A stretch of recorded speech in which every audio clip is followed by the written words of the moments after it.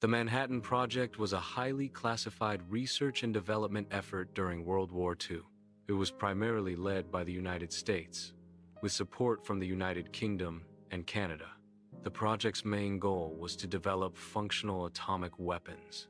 This was driven by the urgent need to produce these weapons before Nazi Germany. By mid-1945, the US shifted its focus to Japan after the end of the war in Europe. Invasion plans for the Japanese home islands were projected to result in very high casualties.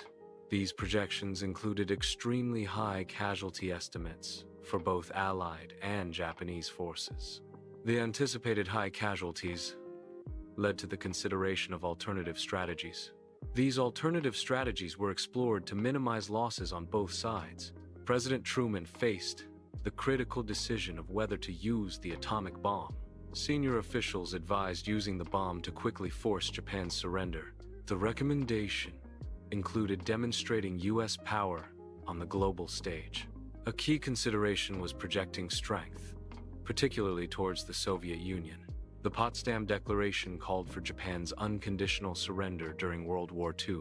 Japan's initial response was mokusatsu, meaning to withhold comment.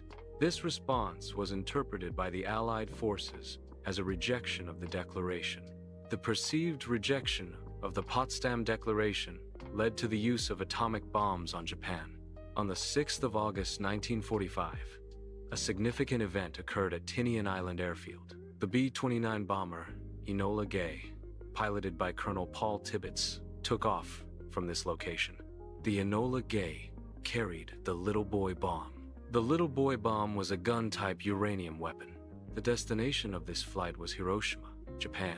On the 6th of August 1945, at 8:15 a.m., the atomic bomb Little Boy was deployed over Hiroshima.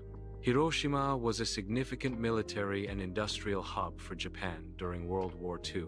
The bomb was dropped from an altitude intended to maximize its destructive impact. It detonated at a height of 1,900 feet, 580 meters above the city.